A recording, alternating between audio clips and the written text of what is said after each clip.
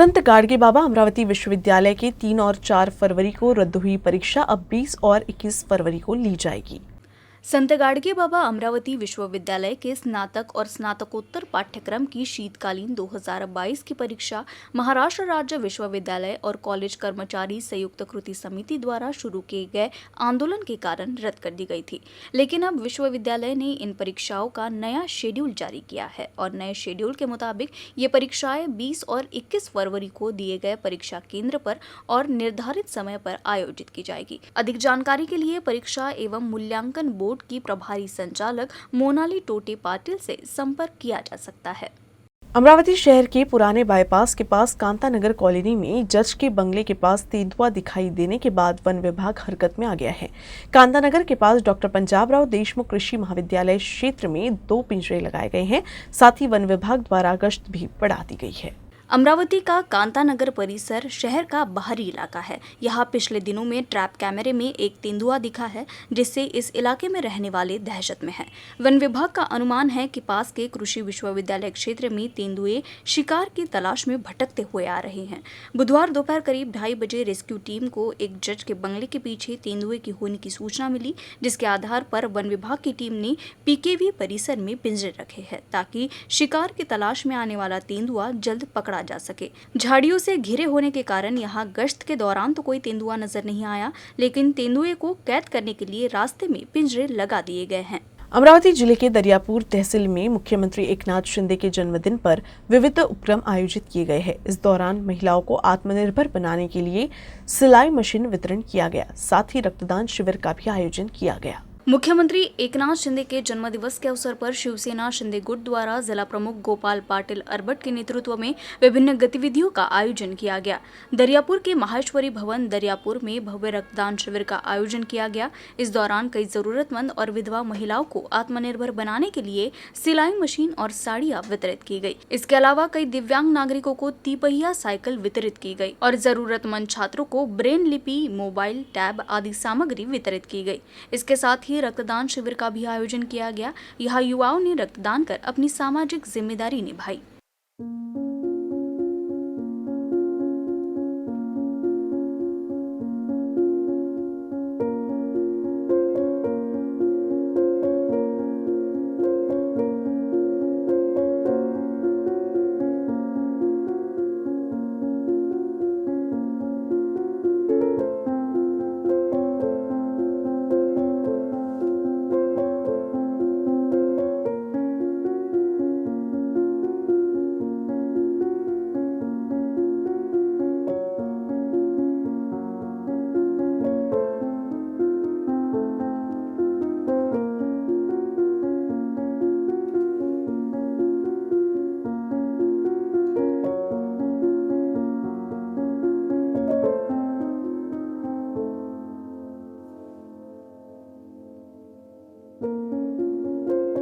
महाराष्ट्र शासन महिला व बाल विकास विभाग अमरावती विभाग और अमरावती के HVPM के संयुक्त तत्वावधान में चाचा नेहरू विभाग स्तरीय बाल महोत्सव का आयोजन किया गया। इस महोत्सव में उत्कृष्ट प्रदर्शन करने वाले विद्यार्थियों का मान्यवर अतिथियों के हस्ते पुरस्कृत कर उनका हौसला अफजाई किया गया। चाचा नेहरू अमरावती विभाग बाल महोत्सव में अच्छा प्रदर्शन करने वाले मेधावी एवं सफल बच्चों को अतिथियों द्वारा प्रमाण पत्र देकर सम्मानित किया गया। सरकारी स्वयंसेवी संस्थाओं में रहने वाले अनाथ और बेसहारा बच्चों की प्रतिभा को अवसर प्रदान करने के लिए इस महोत्सव का आयोजन किया गया। इस दौरान बच्चों ने अपने हुनर को प्रदर्शित कर सभी की खूब वाहवाही ली। इस दौरान मुख्य अतिथि के रूप में जिला विधि सेवा प्राधिकरण के सचिव GR पाटिल ने कहा कि इस तरह के आयोजन बच्चों में आपसी भाईचारा के साथ ही टीम भावना पैदा करने के लिए अपने सहज कौशल का प्रदर्शन करने में सहायक होता है। इस अवसर पर महिला बाल विकास विभाग के अधिकारी और कर्मचारी मुख्य रूप से उपस्थित थे।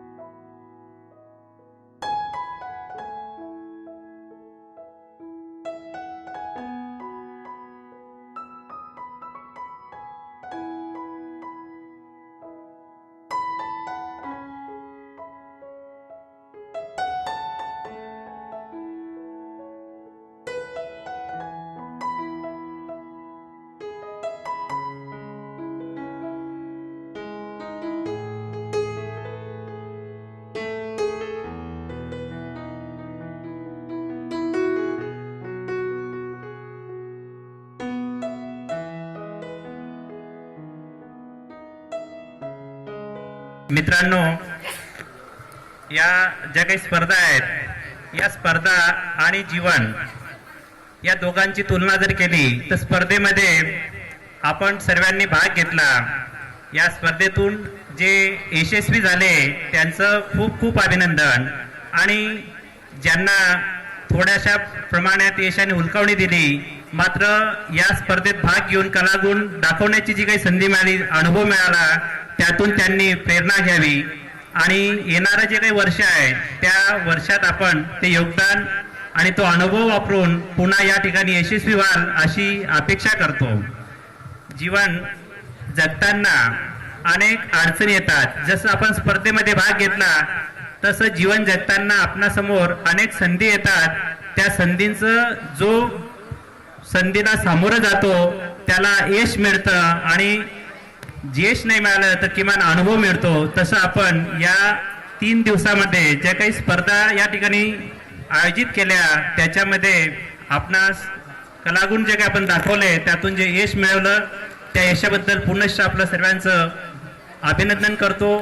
ज्यांना यश थोडं लांब राहिलं त्यांना पुढच्या वर्षी ते यश लाभो अशी शुभेच्छा व्यक्त. संत नगरी शेगांव में श्री संत गजानन महाराज के 145वें प्रकट दिवस का उत्साह चरम पर है। 13 फरवरी को लाखों श्रद्धालुओं की उपस्थिति में भव्य धार्मिक कार्यक्रम संपन्न होगा। गजानन महाराज मंदिर संस्थान द्वारा आयोजित श्री के 145वें प्रकट दिन उत्सव की शुरुआत हो गई है। इस अवसर पर मंदिर में आकर्षक सजावट की गई है। शेगांव में अभी से ही सैकड़ों डिंडी पहुंचने लगी है। श्री संत गजानन महाराज संस्थान की ओर से श्री का 145वां प्रकट दिन 13 फरवरी को लाखों श्रद्धालुओं की उपस्थिति में भक्ति और उत्साह के वातावरण में मनाया जाएगा। प्रकट दिन के उपलक्ष्य में 7 फरवरी से ही शेगांव में महोत्सव की शुरुआत हो गई है। 400 से अधिक डिंडियां शेगांव में प्रवेश कर चुकी है। प्रकट दिन के मौके पर डिंडियों की संख्या 1000 तक पहुंच जाएगी। संत नगरी शेगांव में अभी से ही हजारों श्रद्धालु पहुंचने लगे हैं। प्रकट दिन के अवसर पर मंदिर संस्थान द्वारा विभिन्न कार्यक्रमों का आयोजन किया गया है। काकड़ आरती, भजन, प्रवचन, हरिपाठ आदि धार्मिक कार्यक्रम हो रहे हैं। इस अवसर पर श्री के मंदिर में आकर्षक सजावट की गई है।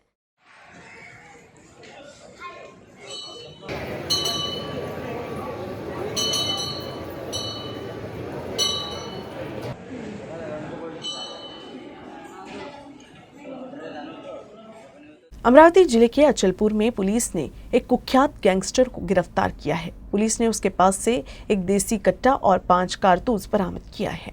अमरावती जिले के अचलपुर में देसी कट्टा तस्करों के खिलाफ जिले की ग्रामीण पुलिस की छापेमारी जारी है और इससे पहले देसी कट्टा तस्करी करने वाले चोरों को अंजनगांव, सूजी और अचलपुर में हिरासत में लिया गया है। अचलपुर के कुख्यात मोहन उर्फ शुभम किशोर कुंदाबोर की जानकारी के आधार पर ठिकारीपुरा निवासी युवक को गिरफ्तार कर सुनियोजित तरीके से जाल बिछाकर उसकी तलाशी ली गई। अवतार सिंह चौहान के मार्गदर्शन में पुरुषोत्तम गावने, सिद्धार्थ वानखेड़े, श्रीकांत वाघ, प्यारेलाल जामुनकर आदि ने कार्रवाई की। रत्नागिरी जिले में एक पत्रकार की हत्या और राज्य में पत्रकारों पर हो रहे हमले के विरोध में महाराष्ट्र राज्य मराठी पत्रकार संघ ने अमरावती में विरोध प्रदर्शन किया। रत्नागिरी जिले में पत्रकार शशिकांत वारिशे की हत्या के मामले में महाराष्ट्र राज्य मराठी पत्रकार संघ अमरावती की ओर से जोरदार विरोध प्रदर्शन किया गया। शुक्रवार को अमरावती जिलाधिकारी कार्यालय के सामने पत्रकार की निर्मम हत्या के विरोध में काली पट्टी बांधकर आंदोलन किया गया। इस अवसर पर जिले के समस्त पत्रकारों ने कलेक्टर कार्यालय के सामने काली पट्टी बांधकर धरना प्रदर्शन में भाग लिया था तथा पत्रकारों पर हो रहे हमले के विरोध में सख्त कानून बनाने की मांग की गई। वहीं मृतक के परिजनों को 50 लाख रुपए देने की मांग की गई। रत्नागिरी जिल्ह्यातील दैनिकाचा पत्रकार त्याने रिफायनरी विरोधात एक बातमी केली आणि एक व्हॉट्सअपवर पोस्ट केली। ज्याच्या व्हॉट्सअपवर पोस्ट केली त्याला सकाळी पोस्ट केल्यानंतर संध्याकाळी त्याची त्याच इस्माच्या गाडीखाली त्याचा चेंगारून त्याचा मृत्यू झालेला आहे। आज आम्ही निवेदन दिलं आहे महाराष्ट्र राज्य मराठी पत्रकार संघाच्या माध्यमातून। तर शासनाने आमची कुठेतरी दखल घ्यावी आणि अशा प्रकारच्या घटना महाराष्ट्रात फुलेशाह आंबेडकरांच्या महाराष्ट्रात घडू नये। पत्रकार हा लोकशाहीचा एक स्तंभ आहे, त्याच्यामुळे त्यांना मुक्त पत्रकारिता करावी, त्याने कुठेही कोणाच्याही दडपणात पत्रकारिता करू नये। मग कसं होणार आहे की लोकशाहीचा जो स्तंभ आहे तो स्तंभ एक ढासळून जाईल आणि जे आमच्याकडे लोक नजरेनं पाहतात की आम्ही कुणाला न्याय मिळवून देऊ शकतो, तर आम्ही एखाद्याच्या दबावात आल्यानंतर खरोखरच आम्हालाही आमच्या जीवाची भीती आहे.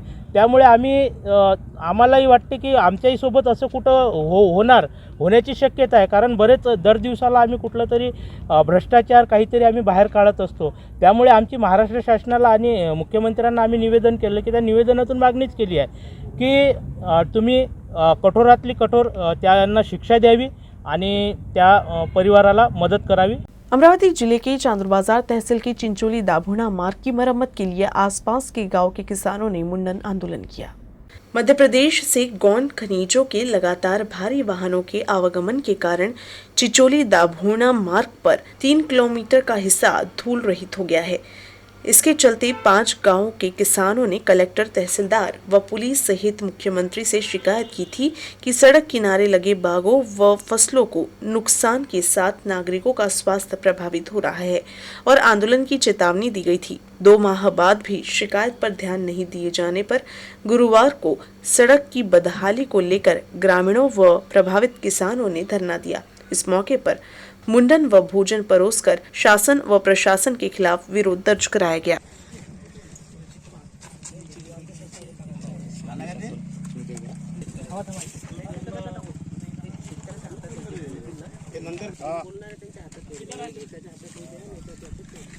चला जाणूया नदीला इस राज्य पुरस्कृत अभियान के तहत जन भागीदारी से नदियों को पुनरुज्जीवित किया जा रहा है। अमरावती जिले के अचलपुर तहसील में भुलेश्वरी नदी की जल पूजा के साथ इस अभियान की शुरुआत की गई।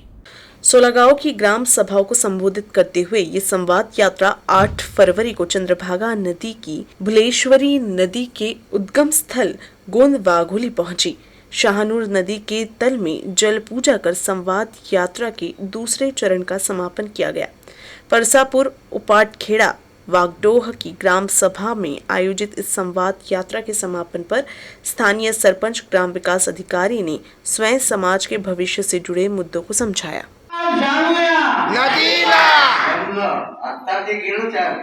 मित्रांनो, सगळा जाणूया नदीला या 3 शब्दाचा सगळा अर्थ भरलेला आहे आणि या नदीला जाणून घेण्यासाठी ही जी परिक्रमा किंवा संवाद यात्रा सुरू आहे, या संवाद यात्रेच्या निमित्तानं आयोजित आपल्या गावच्या या सभेच्या अध्यक्षा सन्माननीय योगिताताई चांदूरकर, आपल्या सरपंच त्या आहेत, आपल्या गावाचे कर्तव्यदक्ष उपसरपंच सन्माननीय प्रवीण भाऊ पेरे, ग्राम पंचायत के सम्मानीय सदस्य। न्यूज रूम से बस इतना ही। खबरों का सिलसिला यूं ही चलता रहेगा। आप देखते रहिएगा यूसीएन न्यूज अमरावती।